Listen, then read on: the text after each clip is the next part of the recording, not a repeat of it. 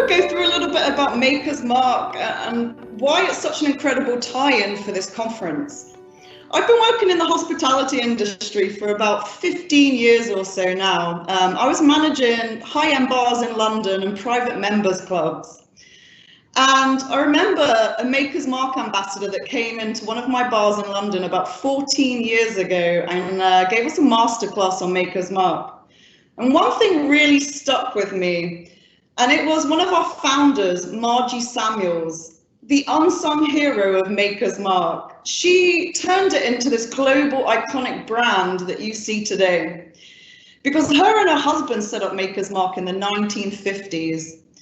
They were making family whiskey generations before that, but their old family whiskey, T.W. Samuels, it blew your ears off, it would put hairs on your chest, you'd really have to work to drink it.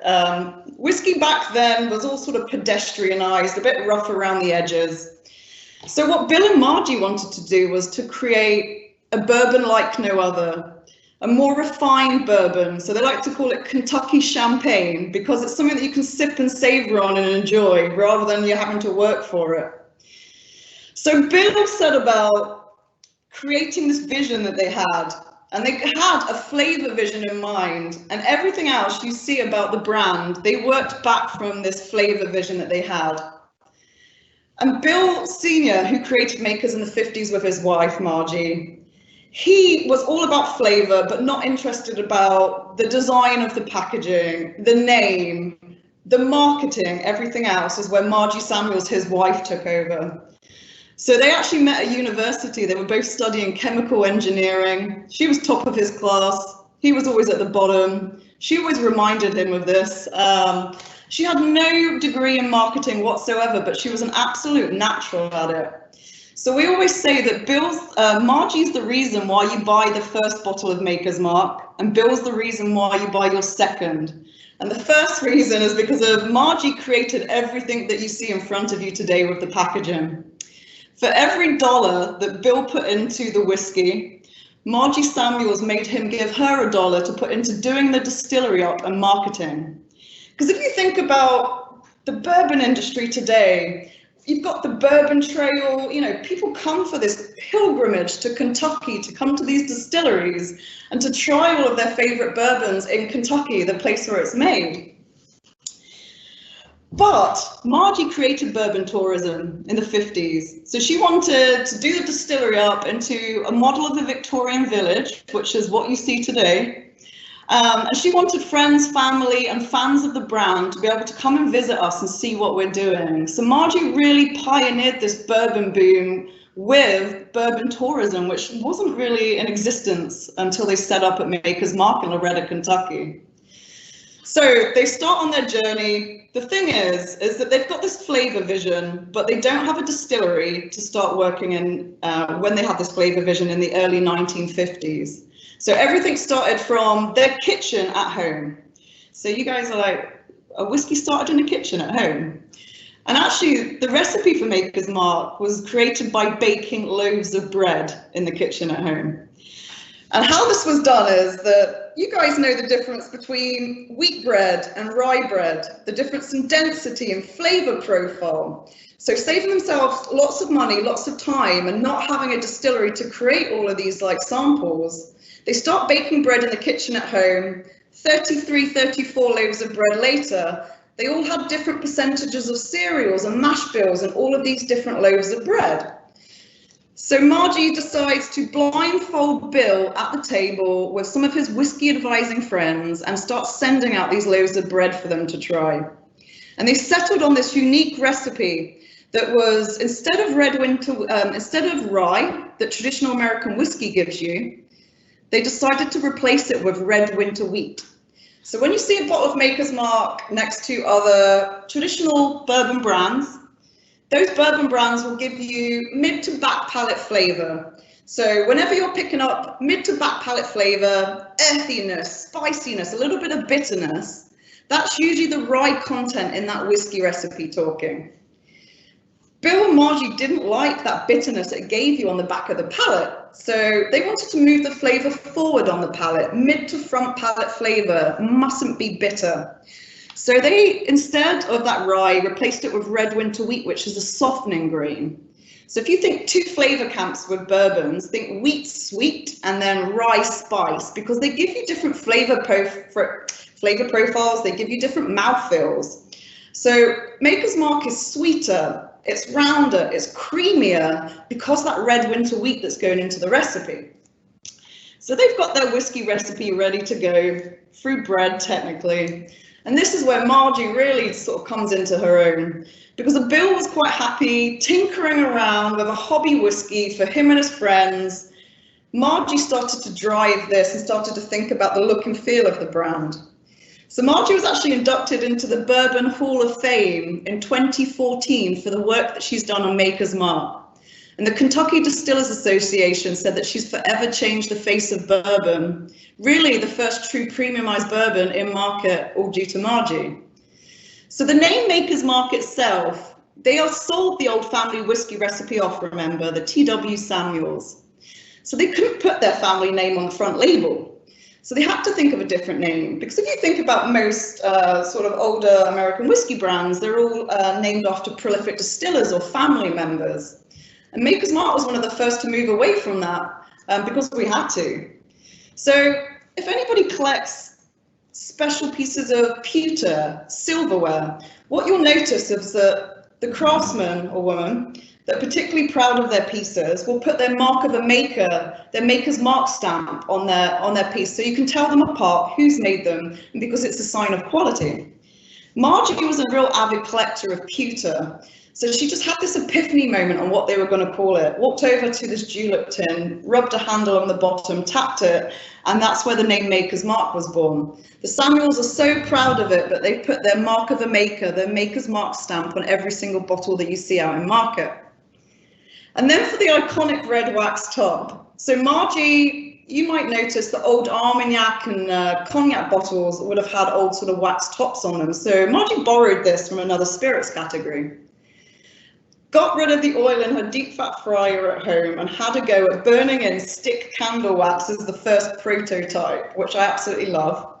The recipe took 6 years to hone and tweak, so it's proprietary to Maker's Mark with this wax recipe that we've been working on. It's not stick candle wax going in there anymore, you'll be pleased to know. But what you will notice is that every single time that you get a bottle of Maker's Mark, it's completely unique to you, because every single bottle is hand dipped at the distillery.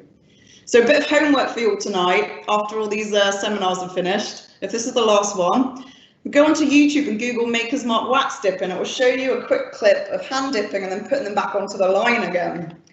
And they can dip 125 bottles a minute between 5 of them on this line.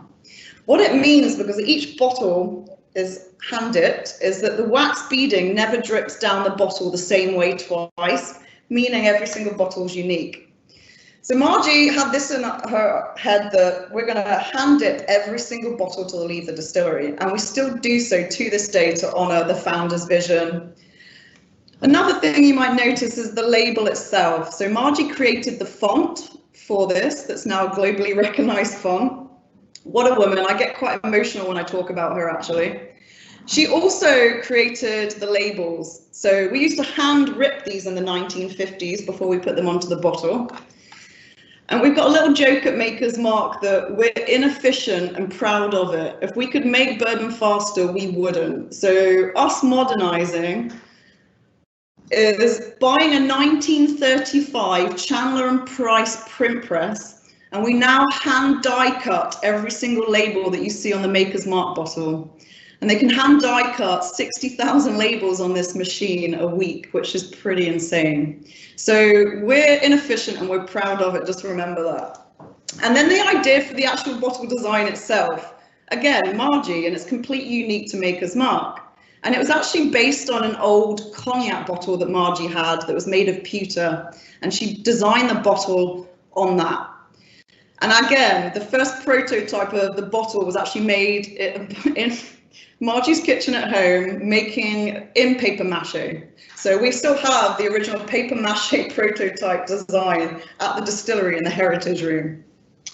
So she really was instrumental in growing this brand to where it is today. She was in the Kentucky Bourbon Hall of Fame that I talked about. There's hundreds of men in that Bourbon Hall of Fame and only a handful of women, and only one that's directly linked to a distillery, and that is Margie. So super, super proud of that. Maker's Mark itself, I don't know if any of you have got Maker's Mark in front of you now. The whiskey recipe hasn't changed since the 50s when we first started to create it. And it's 70% corn going into that recipe.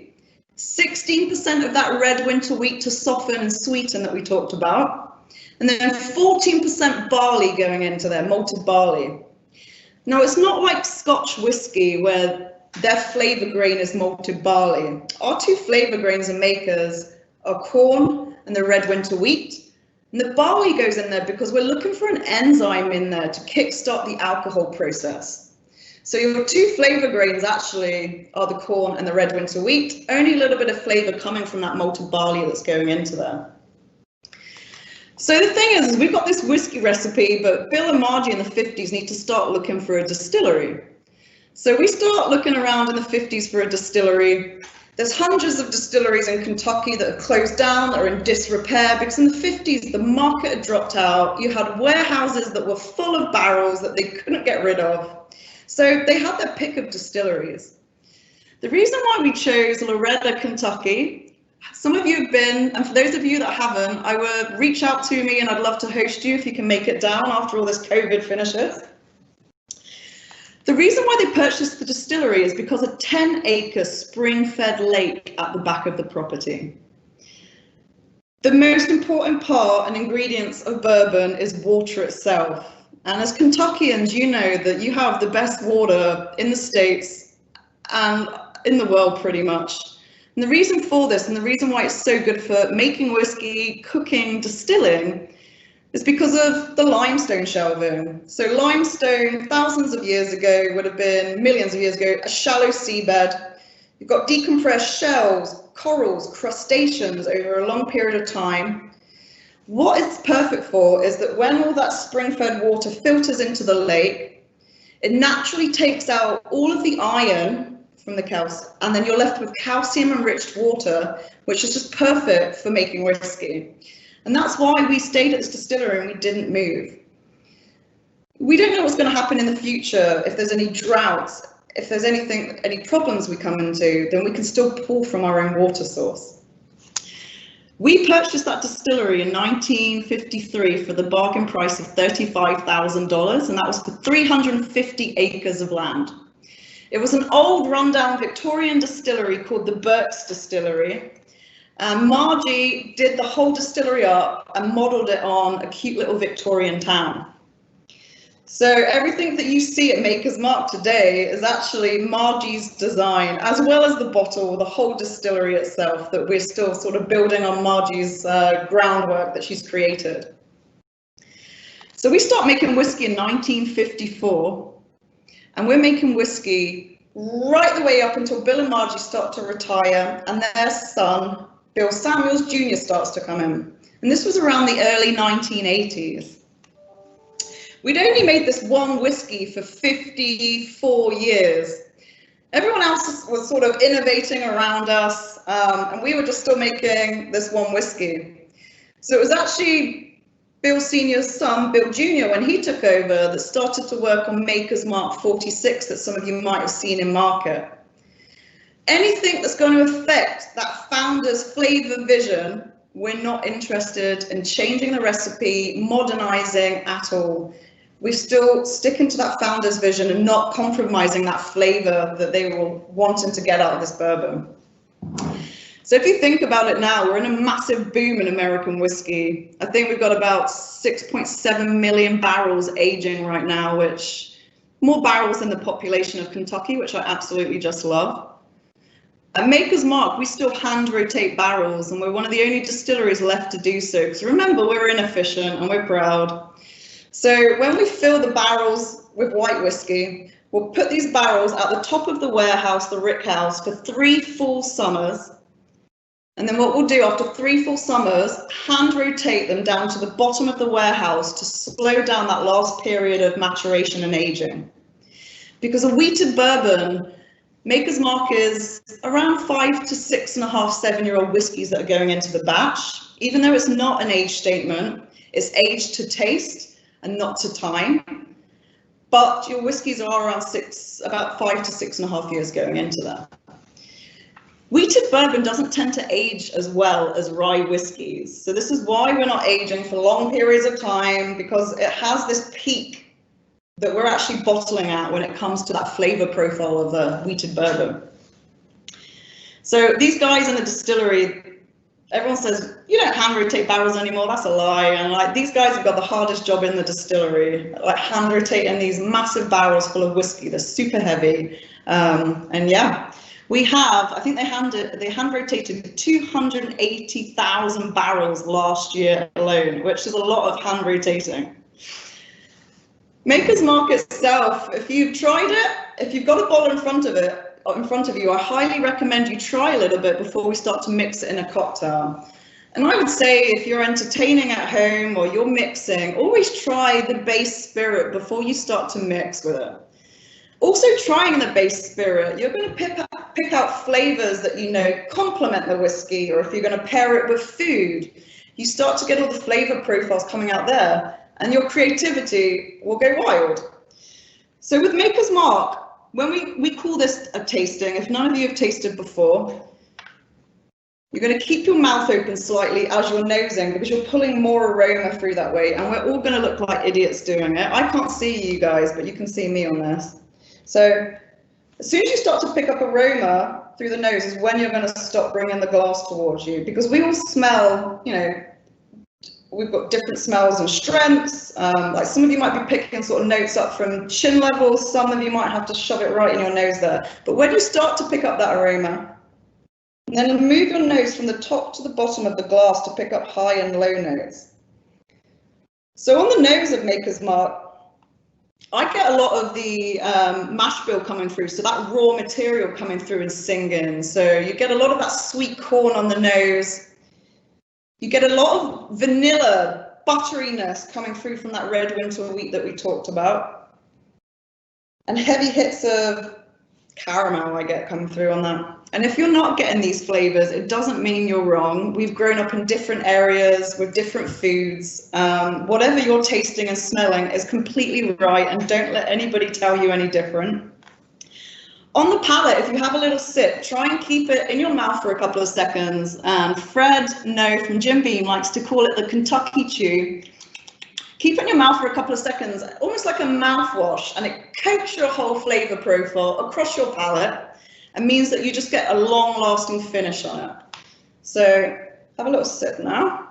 We're at 90 proof with Maker's Mark, so you've got an extra 10 proof on your entry-level bourbons. And the reason why we can up that proof is because the wheated bourbon, you know, it gives it that round softness where we can push that proof up higher and it still tastes just as smooth and round. So on the flavor profile, crescendo of caramel, vanilla coming through. I get almost like a nuttiness that comes through in this as well, like an oily nuttiness. And then maybe a little bit of char from that barrel that's aging. So that little bit of sort of char smoke that comes through just at the end. Absolutely delicious liquid. What I use Maker's Mark Classic for at home is mixing with citrus, with juices. When you start to move on to your drinks like your old fashioned, your Manhattan, your Boulevardier, your really boozy, strong drinks that consist of sugar, water, spirit, and bitters, sometimes it helps to swap classic makers out for Maker's Mark Cask Strength or Maker's Mark 46, because it's got a little bit more oomph coming through. It's got a higher proof, which means when you're putting bitters, you're putting vermouths into there, that Maker's Mark really stands up against these other liquids that are going into your stirred down and brown cocktails. Maker's Mark here, it works perfectly just on its own. It works in highballs and, as I say, citrus drinks like your whiskey sours, and then also the drink that we're going to talk through today as well, which is the perfect holiday highball for you to start the festivities. So one thing that I wanted to let you guys know is that don't be scared by cocktail equipment, because The cocktail equipment that we have on bars, usually you can find kitchen utensils that work just as well. So if you don't have shakers, you can use a thermoflask or a to-go cup with a lid on to shake. You could have an empty jam jar that you've washed out to use as a shaker instead. So you don't have to instantly go out and buy all of this fancy equipment. When it comes to the actual measure itself, instead, if you have just a baking measure at home, you can use that, which will work perfectly well. And when it comes to a bar spoon, for example, you can use a knife, you could use a Long Island iced tea or an iced tea spoon instead. So just figure out ways, if you don't have this equipment, figure out ways you can substitute it for something else that you've got laying around your kitchen or your house at home. When it comes to making the drinks themselves, I always keep my maker's mark in the freezer, ready to go. Because when you're mixing drinks, you want your ingredients to be as cold as possible at the beginning to make sure your drink is as cold as possible at the end when you're serving it. And it will stay as it should for longer. So don't be scared to put your makers into the fridge along with into the freezer along with your glassware that you're going to be serving it in. So they are chilled, frozen and ready to go. I would always say measure out your ingredients when it comes to making cocktails at home. If you measure out, it means that you're getting consistent drinks every single time you make them. So if your friends come around, you're entertaining, you've made them this incredible drink, you've written down the recipe, you know you stuck to the measurements, you can't go wrong with the drink. And it means next time you make it, when everyone talks about how incredible your drinks are at home, next time you make it, they're going to taste exactly the same because you're measuring everything out, ready to go. So just a touch more, a touch less of something that we're calling for in a recipe can really change the flavor profile and makeup of that cocktail. So I thought we would all talk along, make the cocktail together. And what we're going to start with is just to make sure you've got everything in front of you. So some sort of shaping vessel, the star of the show, maker's mark, the glass that you're going to be serving in. I've got some cubed ice just next to me here. And then your ingredients that are going to follow makers. So I've got some spiced apple cider here. If you've just got regular cider, apple cider at home and it's not spiced, you can just toast some spices. So maybe some allspice, a couple of pieces of cloves, maybe a cinnamon stick. And if you just put them over high heat and just toast them for about a minute or so, you can add that to the cider apple and that will actually make it spiced for you. And what's better than actually making it yourself at home? But I actually went out and bought this earlier, so this is already spiced. And then we've got either honey or simple syrup. So this is your sweetening agent in your cocktail. I've gone for honey that we've sourced from our neighbour at Maker's Mark. So Johnny Young, his bees pollinate at Maker's Mark in the wildflowers and the production gardens. So I'm going to be using some honey that we've sourced from Maker's. But any sugar agent will be perfect for this. So if you don't have honey at home, you can always substitute in your cocktails for maple syrup or simple syrup. And it's really easy to make simple syrup. Don't go out and buy any because it costs you far too much money.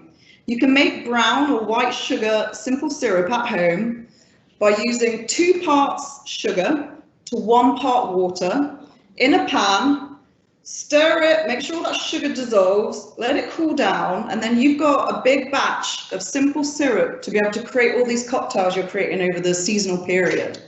Because there's nothing worse.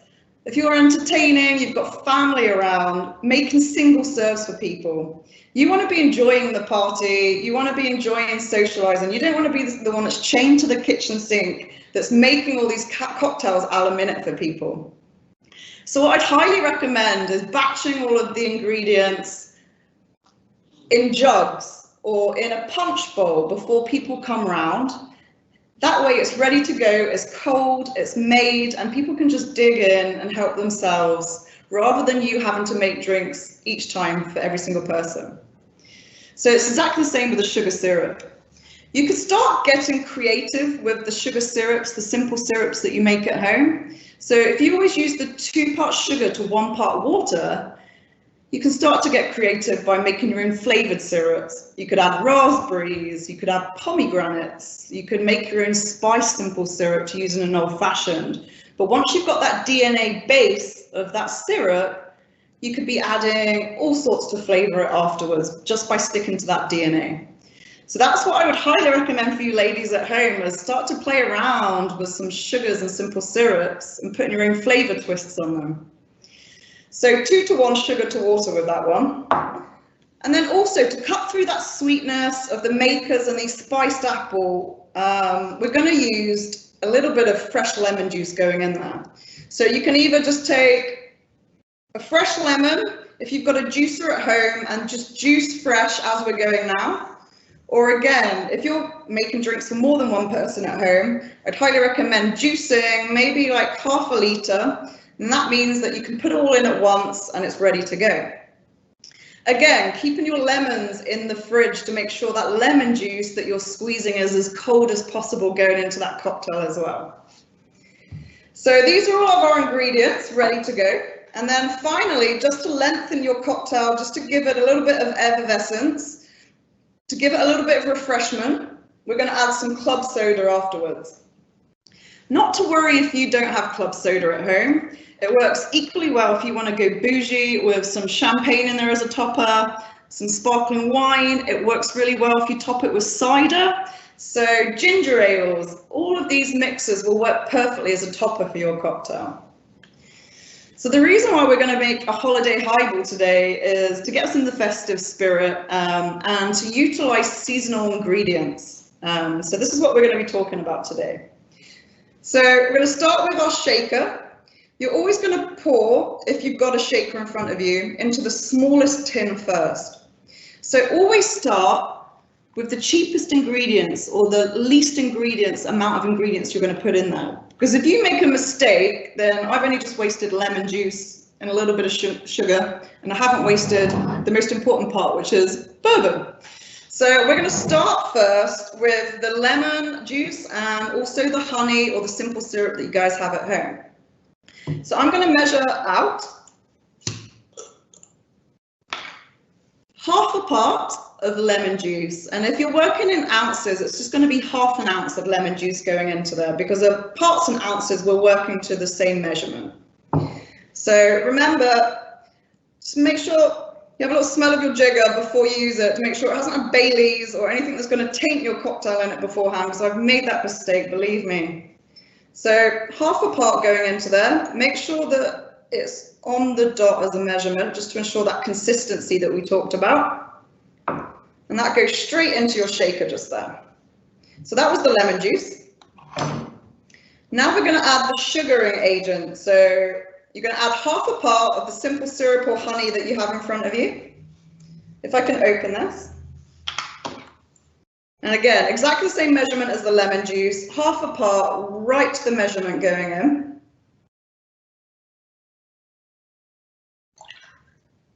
Just shake off all the little drips, because that's going to ensure that when you pour the next one, you're not going to be under pouring.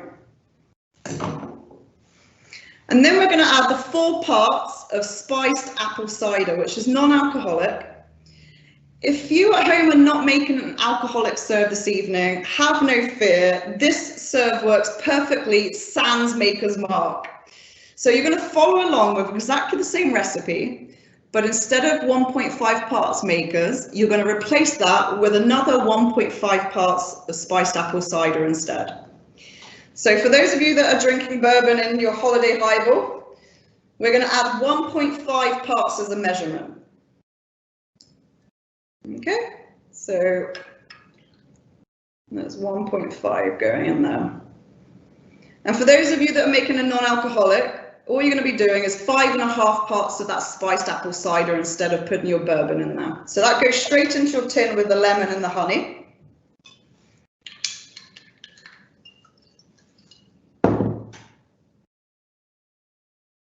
And then what we talked about was the spiced apple cider. So we're going to do 4 parts of that spiced apple cider going in.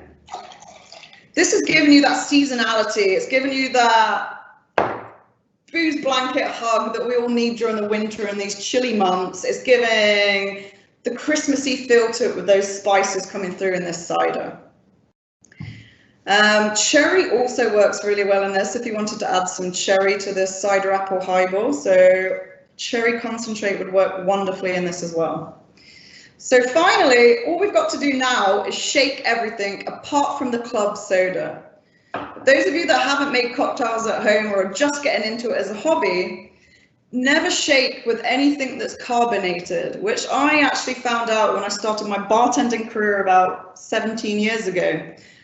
Because if you shake with carbonation in your shaker is going to explode. So you're always going to do a shake, you're going to pour it into your vessel, and then you're always going to top with a carbonation just to finish. When you shake, you're going to shake it to wake it, don't rock it to sleep. So shake it with conviction, because we're shaking for two reasons. One, yes, to chill that drink down, so you've got a beautifully cold drink when you're drinking it, but also for dilution. So when you shake, about 20%, 25% of shaking, 25% dilution going into your serve. So from that ice turning into water in that cocktail that you're drinking at the end. So that's why it's really, really important to shake like you mean it, right? When you shake, they say that you have a shake face, which is akin to another face. So I always tend to shake with my face away from the camera for that reason. I also don't breathe when I shake and I stand on one leg, so don't do that. When you're shaking at home, you're gonna fill this tumbler up with as much ice as you can possibly fit in there. More ice, less dilution, means that that cocktail's not gonna be watery if you put more ice in there. It's gonna stay as it should for longer. So I'm going to pop as much ice as I can fit into this shaker.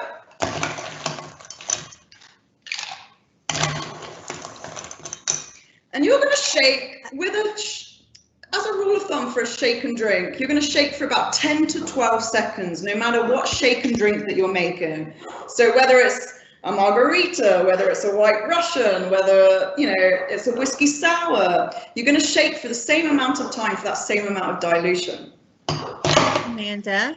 Yes? We have a question on measuring, so I would like to ask that now. Sure. It's posted anonymous, but it says, is a part an ounce or another unit of measure on my kitchen measuring cup? Yes, so it is equal. So we use parts just to not confuse people globally when we're creating recipes, but 1 part is 1 ounce. So half a part is half an ounce. So it's really, really easy just to convert them that way. So I want you guys to all tandem shake. There's 169 of you on this call. I wish I could just turn us all off mute and us just shake and hear this noise together, but I don't think we can. So I am going to shake and hopefully you're all joining me at home. When you put your tin together, the tin has a seal on it. So when you've put your ice in there, you put the lid on, you're going to give it a hard tap just to make sure that seal is stuck and it's not going to fall apart. You can hold it over your head and it's not going to explode. That's going to go horribly wrong at some point. Just to make sure that it's not going to fall apart as you're shaking. When you shake, everybody has a different shake, so you've got to find your own. I find it easiest to hold each end of the tins, and as you're shaking, you're going to push the tins together to make sure that they don't fall apart in your hands. Okay, so you shake for 10 to 12 seconds, and as you shake, push it away from you and bring it back to your chest again. So this is how bartenders shake, and then speed it up.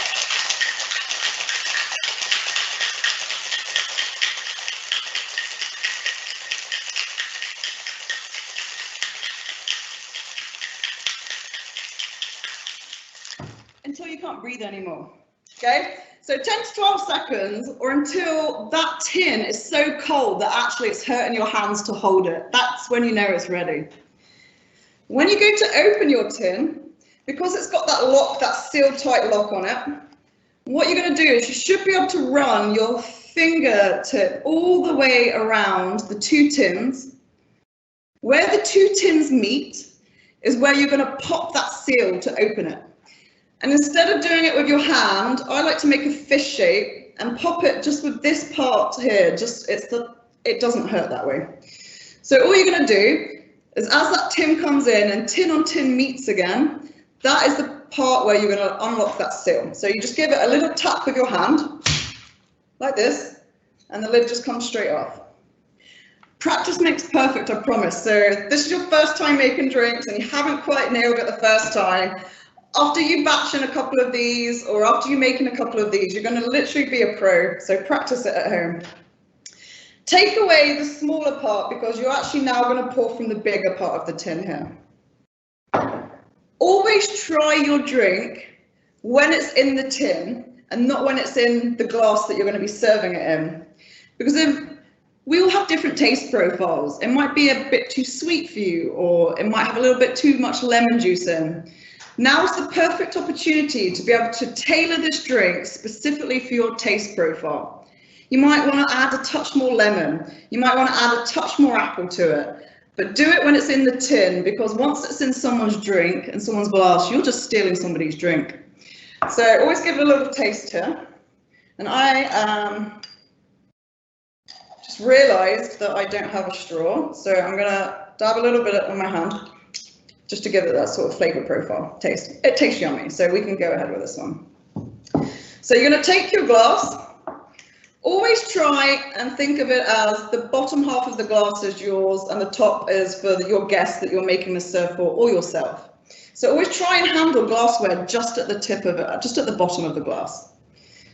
We're going to, again, never pour the ice you've shaken with straight into the glass, because that ice is diluting, it's wet, it's going to make your drink really watery. So if it calls for pouring over ice, always use fresh ice to put into your glass for that reason. Okay. So I'm going to fill this glass, again, remember, more ice, less dilution. So fill the glass right to the top.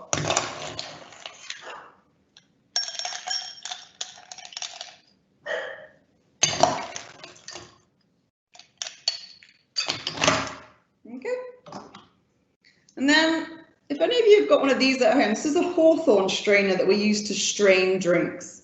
If you don't have one of these, maybe you have a tea strainer that you could use. Or, if you don't have a tea strainer, you could use the smaller tin that we talked about, hold it over the liquid and pour ever so slowly, just with that smaller tin inside, and that holds all of that cubed ice back for you. So again, there's ways of getting around this if you don't have that Hawthorne. We're actually making a highball which was created in the 1880s. So this is one of the oldest forms of drinks that are around. If you think the first cocktail was created in the 1600s, the first cocktail ever created was called a panch, which in Hindu means 5 ingredients, okay, which turned into punch. So punches were created in India. And then they were made popular by the British East India Company, sailors that were traveling around from port to port that took this punch and took it globally with them. So that was the first recorded cocktail, was a punch in the 1600s. And then in the 1800s, you had your stirred down and brown cocktails that were created. So in 1806, you had the Sazerac that was created, your old fashions, which is that sugar, water, spirit bitters, that really boozy drink. Because back in 1806, a cocktail, the word cocktail, was a specific type of drink. So I know that we put all mixed drinks under that cocktail umbrella today, but cocktail specifically was a type of drink, a really boozy, strong drink like your old fashioned that we talked about. The highball drink in the late 1880s that we talk about, the reason why this drink didn't become popular until then was because the citrus and the ice trade hadn't opened up until around that time. And also you didn't start to see carbonated drinks appear until sort of the late 1800s. So that was the reason why one of the simplest serves to make was one of the last created for that reason. So we're going to take the liquid. The best thing to do is to make an L shape with your index finger and your thumb, and then you can wrap your index finger around the top of the hawthorn strainer. With your thumb and the rest of your hand, you can just wrap it around, which means you can just hold it with one hand. That way it's really easy to pick up and pour, and you know you're not going to spill it or drop it. So when you're pouring over ice and you're not using herbs, you're not using fresh fruit, you don't need to double strain. So we've got no fresh juice, no fresh fruits going into this or herbs, which means we only have to single strain. You would only double strain if you're trying to catch pieces of fruit and herbs that you don't want in your cocktail. So you're going to pour straight over your ice.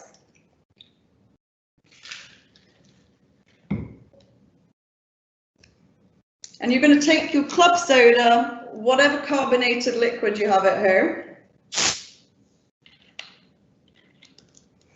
And it's just a splash at the top. So it just gives it bubbles and just gives it a little lightness. And then you're going to garnish, which I forgot my garnish. It is at the distillery, at the bar at Maker's Mark, waiting for me there. So you beautiful people at home, hopefully you have an apple slice and a cinnamon stick as a garnish, just to give it that elevation. Cocktails are a multi-sensory experience, so you can wow people by the type of glass that you put the cocktail into, and the garnish as well. So before people even take a sip of your drink, they're analysing it just by the look of it, the colour, the glass it's in, and the garnish.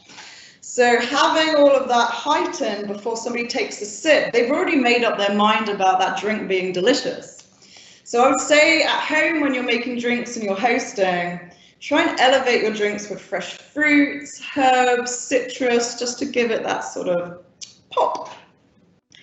And this is the holiday highball. I'd like to cheers you all. Hopefully you've all been making along with me, and now you get to reap your rewards. And what you should have in front of you is beautiful like spice cider. You get that bourbon coming through with the vanilla caramel. It cuts through with a little bit of citrus. Yeah, really, really easy drinking holiday cocktail for you guys.